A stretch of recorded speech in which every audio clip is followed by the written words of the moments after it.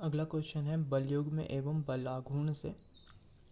इसमें ABCD एक आयत है जिसकी भुजा AB और CD की लंबाई 100 mm है और BC और DA की लंबाई 80 mm है। 100 न्यूटन का बल AB और CD भुजा पर कार्यरत है, जैसा कि चित्र में दिख रहा है। यहाँ पर ये एक आयत बना हुआ है, इसमें AB भुजा और CD भुजा पर 100 न्यूटन का बल इस प्रकार लग रहा है कि ये बलयुग्म बनाता है। बलयुग्म की परिभाषा आप जानते हैं, जब दो बराबर बल एक दूसरे के विपरीत दिशा में किसी निश्चित दूरी पर समानांतर कार्य करते हैं तो ये एक बलयुग्म का निर्माण करते हैं। और इस बलयुग्म का जो आघूर्ण होता है वो किसी एक बल तथा दोनों बलों के बीच की लंबवत दूरी के गुणनफल के बराबर होता है।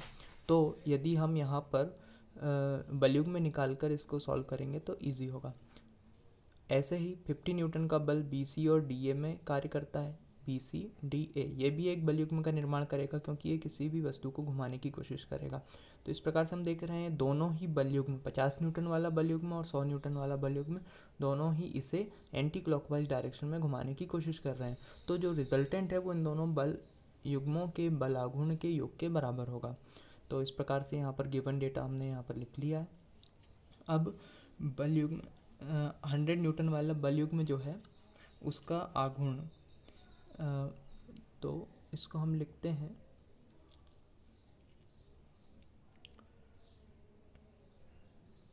100 न्यूटन बल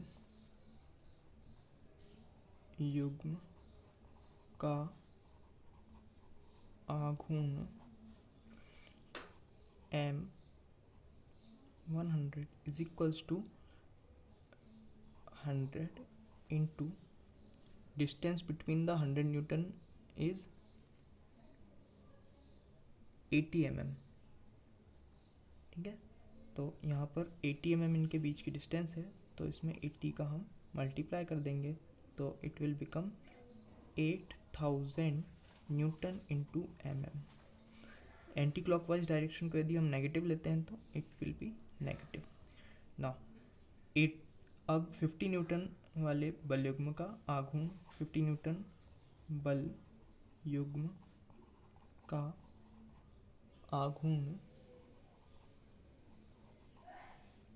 ये क्या हो जाएगा, M50 is equal to 50 into 50 वाले के बीच की दूरी कितनी है 100 mm, तो इसमें 100 का मल्टीप्लाई कर देंगे। It is also anti clockwise direction, 5 into 1 5000 Newton into mm। ठीक है, तो इस प्रकार से ये भी क्या हो जाएगा नेगेटिव। अब रिजल्टेंट या परिणामी आघूर्ण जो हो जाएगा वो क्या हो जाएगा, इन दोनों के योग के बराबर हो जाएगा, M100 प्लस M50। तो ये कितना हो जाएगा -8000 प्लस -5000, माइनस माइनस प्लस हो जाएंगे, साइन भी माइनस का ही रहेगा, तो -13,000 न्यूटन इंटू mm। या इसको हम कैसे कह सकते हैं, यदि 1000 से डिवाइड कर दें तो 30 newton into metre is the movement और torque of both the couples, है ना। तो ये हमारा आंसर हो जाएगा। बहुत ही ईजी क्वेश्चन था ये।